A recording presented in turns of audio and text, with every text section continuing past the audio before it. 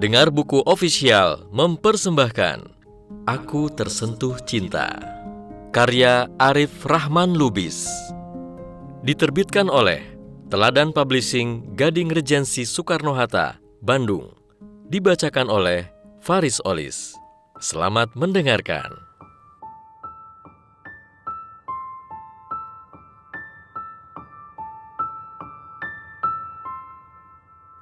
Tahap kedua, disappointment or distress. Jika romantic love membuat pasutri serasa berada di atas awan indah, maka pada tahap disappointment ini, mereka merasa mulai turun ke bumi, mulai melihat realitas-realitas hidup yang sesungguhnya, dan mulai melihat adanya celah pada pasangan. Saat mengalami tahap romantic love, berbagai kesalahan kecil bahkan tampak sebagai kelucuan yang menggemaskan dan ditertawakan bersama. Berbeda dengan saat memasuki tahap kedua ini.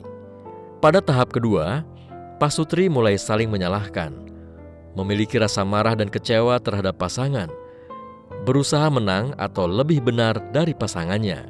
Kadang suami atau istri berusaha untuk mengalihkan perasaan stres yang memuncak akibat konflik dengan pasangan ini melalui curhat kepada orang lain, bahkan kembali menjalin hubungan dengan mantan atau mencurahkan perhatian ke pekerjaan, hobi, anak, organisasi, atau hal lain sesuai minat masing-masing.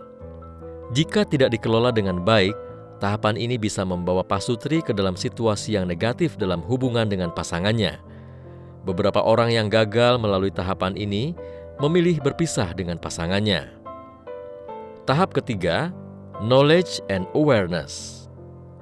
Tahap ketiga ini bercorak dewasa. Ada perenungan dan kesadaran pada diri suami dan istri untuk memiliki kualitas hidup berumah tangga yang lebih baik. Pasutri yang sampai pada tahap ini akan lebih memahami bagaimana posisi diri dan pasangannya. Mereka sibuk mencari informasi tentang bagaimana kebahagiaan pernikahan itu terjadi. Biasanya, mereka lakukan dengan berdiskusi, membaca artikel, meminta kiat-kiat kebahagiaan rumah tangga kepada pasangan lain yang lebih tua, atau mengikuti seminar-seminar dan bahkan konsultasi perkawinan. Tahap keempat, transformation. Tahap keempat bercorak kematangan hubungan. Jika pencarian informasi tentang kebahagiaan pernikahan itu berhasil mereka dapatkan, maka akan membuat mereka semakin menghayati makna kehidupan berumah tangga. Mulai tumbuh penghormatan dan pemuliaan yang tulus kepada pasangan. Suami dan istri pada tahap ini akan berusaha melakukan perbuatan yang mampu membahagiakan hati pasangannya. Suami dan istri akan berusaha membuktikan bahwa dirinya adalah sahabat yang tepat bagi pasangannya. Dalam tahap ini, sudah berkembang sebuah pemahaman yang menyeluruh antara satu dengan yang lainnya dalam menyikapi perbedaan dan konflik yang terjadi. Saat itu, suami dan istri akan saling menunjukkan penghargaan, empati, dan ketulusan untuk mengembangkan kehidupan perkawinan yang bahagia. Tahap kelima, real love. Tahap kelima ini bercorak kesejiwaan antara suami dan istri. Istilah rahmah tepat untuk menggambarkan situasi hubungan pasutri pada tahap real love ini. Pada tahap kelima ini, pasutri akan kembali dipenuhi dengan keceriaan, kemesraan, keintiman, kebahagiaan, dan kebersamaan dengan pasangan. Waktu yang tersisa akan mereka habiskan untuk saling memberikan perhatian satu sama lain. Suami dan istri semakin menghayati cinta kasih pasangannya sebagai realitas yang menetap. Inilah cinta yang dewasa, cinta yang penuh makna dan kesungguhan jiwa. Demikian cuplikan tulisan beliau saya persembahkan. Teman-teman silakan kunjungi halaman Ustadz Cahyadi Takaryawan di link kompasiana.com/pakcah untuk mendapatkan lebih banyak ilmu yang luar biasa. Sahabat, mengetahui adanya tahapan-tahapan ini, bahkan sebelum sahabat menikah, insya Allah akan memudahkan sahabat menyiapkan mental. Bahwa bisa jadi pernikahan ada di fase mulus dan romantis. Ada kemungkinan kamu pun akan mengalami turbulensi dan beberapa kejadian tidak mengenakan dan karenanya butuh kedewasaan mental dan semangat belajar yang tinggi. Bukan untuk menakut-nakuti, hari ini saya membaca web Badan Pusat Statistik. Silakan sahabat bisa mengunjungi halaman webnya juga di www.bps.go.id/link tabel dinamis/view/id/893. Data yang membuat hati saya sedih dan miris. Saya akan berbagi datanya di sini. Ini data Indonesia, negara kita. Saya yakin sahabat akan merasakan kesedihan yang sama. Tahun 2012, menikah 2.289.648 kejadian. Cerai 346.480 kejadian. Tahun 2013, menikah 2.210.046 kejadian, cerai 324.247 kejadian. Tahun 2014, menikah 2.110.776 kejadian, cerai 344.237 kejadian. Tahun 2015, menikah 1.958.394 kejadian, cerai 347.256 kejadian. Sangat mencengangkan. Jika diambil rata-rata, hampir setiap 5 kejadian pernikahan ada 1 kejadian perceraian. Dan jika dihitung, di Indonesia terjadi sekitar 40 perceraian dalam setiap jamnya. Sahabat, ini fakta. Karenanya, mari kita sadarkan diri bahwa menikah itu bukan hanya perkara cinta, tapi juga komitmen. Syekh Yasir Fagaza suatu waktu pernah menulis, kata cinta dalam Al-Quran muncul di lebih dari 90 tempat. Tapi menariknya, ia tidak mendefinisikan kata cinta, tapi berbicara tentang konsekuensi pertama dari cinta, komitmen. Kemudian beliau menjelaskan, Islam berbicara tentang komitmen. Jika Anda benar-benar mencintai seseorang, maka tunjukkan komitmen. Jika Anda tidak membuktikannya, maka klaim cinta Anda tidak nyata. Jika sebelum menikah, komitmen begitu penting untuk membawa cinta ke bingkai yang diberkahi, sesudah menikah, lebih-lebih lagi. Komitmenmu untuk senantiasa mencintai akan memperkuat ikatan rumah tanggamu. Kamu mencintai, maka kamu akan bekerja dalam diam dan sunyi untuk memberi yang terbaik kepadanya. Semakin berkomitmen untuk memberi, maka semakin kuat pula ikatan hatimu dan pasanganmu. Karena janji menerbitkan harapan, sementara pemberian melahirkan kepercayaan dan menguatkan ikatan. Ketika sudah menikah, ada pasangan yang akan menjadi bagian dari dirimu. Sadari ketika akad sudah terucap nanti, ini bukan tentang kamu sendiri. Kalau sekarang, saat sendiri kamu bisa cuek di kosanmu, maka kelak ada dia yang perlu kamu bersamai. Jika sekarang kamu tidak ada yang memperhatikan, maka kelak ada sosok yang sepanjang waktu bersama dan memperhatikan.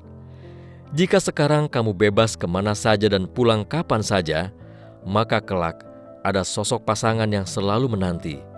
Maka ada begitu banyak kesadaran membersamai, memperhatikan, dan memberi kabar yang perlu kamu sesuaikan. Oh iya, jangan lupakan kenyataan ini. Kelak, dia yang menjadi pasanganmu sangat mungkin tak sebaik seperti yang kamu bayangkan. Kamu berusaha memantaskan diri dan punya banyak kekurangan, begitupun dengan dirinya. Bisa jadi kamu berjodoh dengan dia yang punya beberapa kekurangan, dan dengan jalan dari Allah, hadirmu sebagai pasangannya menjadi jalan hidayah baginya menjadi seseorang yang jauh lebih baik. Seseorang yang perkembangannya hari demi hari menjadi alasan detik-detik hidupmu menjadi sangat bermakna. Seseorang yang hijrahnya membuatmu mengerti arti bersyukur akan hidayah yang sebenarnya. Yuk, perhatikan kisah ini. Ada seorang lelaki yang ingin mengadukan istrinya kepada Umar radhiyallahu an. Sampai ke rumah yang dituju, lelaki tersebut menanti Umar radhiyallahu an di depan pintu. Saat itu ia mendengar istri Umar mengomel kepada Umar radhiyallahu an. Sementara beliau sendiri hanya berdiam diri saja tanpa bereaksi. Orang itu pun segera bermaksud pulang kembali. Sambil melangkahkan kaki seraya bergumam, "Kalau keadaan Amirul Mukminin saja begitu, bagaimana hanya dengan diriku?" Bersamaan itu Umar radhiyallahu an keluar. Ketika melihat orang itu hendak kembali, Umar memanggilnya seraya bertanya, "Ada keperluan penting?" Ia menjawab, "Amirul Mukminin, kedatanganku ini sebenarnya hendak mengadukan perihal istriku lantaran sering memarahiku. Tetapi begitu aku mendengar istrimu sendiri berbuat serupa, maka aku bermaksud kembali. Dalam hati aku berkata, kalau keadaan Amirul Mukminin saja diperlakukan istrinya seperti itu, bagaimana halnya dengan diriku?" Umar berkata kepadanya, "Saudaraku, sesungguhnya aku rela menanggung perlakuan seperti itu dari istriku karena adanya beberapa hal yang ada padanya. Istriku bertindak sebagai juru masak makananku. Ia selalu membuatkan roti untukku. Ia selalu mencucikan pakaian-pakaianku. Ia menyusui anak-anakku, padahal semua itu bukan kewajibannya. Aku cukup tentram tidak melakukan perkara haram lantaran pelayanan istriku. Karena itu, aku menerimanya sekalipun dimarahi." Kata lelaki itu, "Amirul Mukminin, demikian pulakah terhadap istriku?" Jawab Umar, "Ya, terimalah marahnya. Karena yang dilakukan istrimu tidak akan lama, hanya sebentar saja." Sahabat, setelah membaca kisah di atas, ingatlah hadis Rasulullah SAW tentang perintah bersabar atas kekurangan pasangan. Janganlah seorang mukmin membenci seorang mukminah. Jika ia tidak suka satu tabiat atau perangainya, maka bisa jadi ia ridho atau senang dengan tabiat atau perangainya yang lain. Hadis riwayat Muslim. Masya Allah. Semoga hal di atas bisa memberi sedikit kesadaran akan pentingnya menyiapkan mental tentang potensi kekurangan dan ketidaksesuaian dengan pasangan. Selain itu, kamu juga butuh mempersiapkan mental bahwa menikah menyebabkan kamu mendapatkan status sosial baru di masyarakat. Jika saat sendiri kamu adalah bagian dari keluarga bapak dan ibumu, maka sekarang kamu adalah keluarga sendiri. Kamu dan pasanganmu dituntut untuk terlibat aktif di dalam masyarakat. Kesadaran mental ini bisa dipupuk dengan aktif berkegiatan di komunitas sosial, komunitas dakwah, atau komunitas pemuda di sekitarmu. Karena jika sebelum menikah tidak terbiasa melakukan aktivitas sosial dan berinteraksi dengan masyarakat, biasanya muncul kekagetan ketika telah berumah tangga dengan sejumlah tuntutan sosial yang mungkin tercipta. Wah, ternyata banyak juga hal terkait mental yang harus dipantaskan. Bukan untuk nakut-nakutin yang mau nikah kok. Justru sebaliknya, supaya semakin kuat dan semangat dalam memantaskan diri. Memantaskan materi. Suatu hari terjadi percakapan antara dua orang sahabat, Agus dan Asep. Asep, kok kamu kelihatan sedih banget, Gus? Agus, iya nih Sep, aku habis baca buku. Endingnya sedih banget. Asep, memangnya baca buku apa sih? Agus, buku tabungan. Memang wajar kalau Agus sedih lagi. Apalagi kabarnya Agus ini masih jomblo dan mau segera menikah. Yuk, kita doakan Agus atau siapapun pemuda yang ingin menyempurnakan agamanya agar Allah beri kemudahan dalam upaya mandiri dan memantaskan materi. Bagian memantaskan materi, peranan khususnya ada di pihak lelaki sebagai calon suami. Karena para suamilah yang berkewajiban menyediakan nafkah untuk istri dan anaknya. Mulai dari kebutuhan makanan, pakaian, tempat tinggal, kesehatan, pendidikan, komunikasi, dan juga transportasi. Istri pun boleh saja bekerja, namun bukan merupakan kewajiban istri untuk menafkahi. Dan catatan lainnya, pekerjaan sang istri bukanlah sesuatu yang melanggar fitrah sisi wanitanya, juga bukan yang mengganggu perannya kelak sebagai istri dan ibu. Karenanya, bagimu lelaki, semangatlah sejak sekarang dengan mata pencaharian rezekimu. Apakah kamu bekerja atau kamu punya usaha, bekerja keraslah. Belajarlah dari Nabi Muhammad SAW. Resapilah inspirasi kehidupan beliau. Muhammad muda adalah seorang pedagang. Ia berdagang agar bisa hidup mandiri sekaligus belajar mengenal dunia bisnis. Saat masih berusia 12 tahun, ia ikut ke Syam untuk membantu pamannya Abu Thalib berdagang. Walau masih belia, Muhammad muda sudah ulet dalam berdagang dan penuh dedikasi. Karakternya lembut, jujur, adil, dan simpatik. Tidak pernah sekalipun ia berbohong atau menipu timbangan. Bahkan kekurangan barang dagangannya ia jelaskan dengan terbuka. Muhammad muda tidak pernah menyakiti hati para pembelinya, apalagi memainkan harga dan melakukan monopoli. Ia dengan sepenuh hati menjalankan profesinya sebagai pedagang. Tak heran jika kemudian ia dikenal baik di kotanya dan kota tetangganya. Dengan akhlak yang baik serta kepiawaiannya dalam memasarkan dagangannya, ia selalu membawa keuntungan berlimpah bagi pemilik barang yang ia jual. Saat berumur 25 tahun, ia dipercaya sebagai pemimpin ekspedisi dagang sebuah perusahaan multinasional milik Khadijah binti Khuwailid, salah seorang wanita yang sangat terhormat di kalangan masyarakat Mekah. Karena akhlaknya yang mulia dan dedikasinya yang begitu besar terhadap profesinya, sepulang menjalankan pekerjaannya ke Suriah, Muhammad dilamar oleh Khadijah, majikannya sendiri. Profesi lain saat beliau muda adalah penggembala kambing.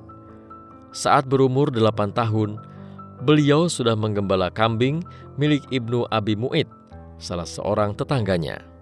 Muhammad muda menggembala kambing dengan penuh tanggung jawab. Saat itulah ia belajar rendah hati, salah satu sifat yang kelak banyak mempesona pengikut maupun musuh-musuhnya. Kemuliaan yang ia dapat saat dewasa ia bangun dari pekerjaan yang menurut kebanyakan orang jauh dari membanggakan, menggembala kambing. Bayangkan. Tapi Muhammad muda mengerti, kemuliaan didapat bukan dari profesi yang dilakoni, tapi dari kesungguhan menjaga amanah dan memberikan yang terbaik untuk pekerjaannya. Dan dalam perjalanan karirnya, tidak pernah ada satu kisah pun dalam catatan sejarah yang menyebutkan kalau Muhammad muda pernah menghilangkan kambing atau lengah sehingga kambingnya celaka atau mati. Bayangkan, Rasulullah SAW di umur 8 tahun saat hidup dalam asuhan pamannya Abu Thalib, dengan sukarela menggembalakan kambing tetangga agar bisa hidup mandiri. Umur 8 tahun loh itu. Subhanallah. Setiap sore hari selepas menggembala, beliau mendapat upah segenggam kurma. Upah ini yang dipergunakan untuk beliau makan dan juga untuk keluarga pamannya. Bayangkan, saat berumur 12 tahun, beliau dengan sukarela menawarkan diri ikut membantu pamannya dalam ekspedisi perdagangan ke Suriah. Lihatlah peta, betapa jauh jarak antara Suriah dan Mekah. Dan jarak jauh itu ditempuh dengan menggunakan unta dalam kondisi padang pasir yang demikian ganas. Sementara umur 12 sampai 25 tahun, dikabarkan beliau telah melakukan perjalanan dagang ke Syam dan sekitarnya sebanyak 18 kali. Nyaris sekitar 9 bulan sekali. Semua ini demi hidup mandiri dan menjemput rezeki yang Allah janjikan.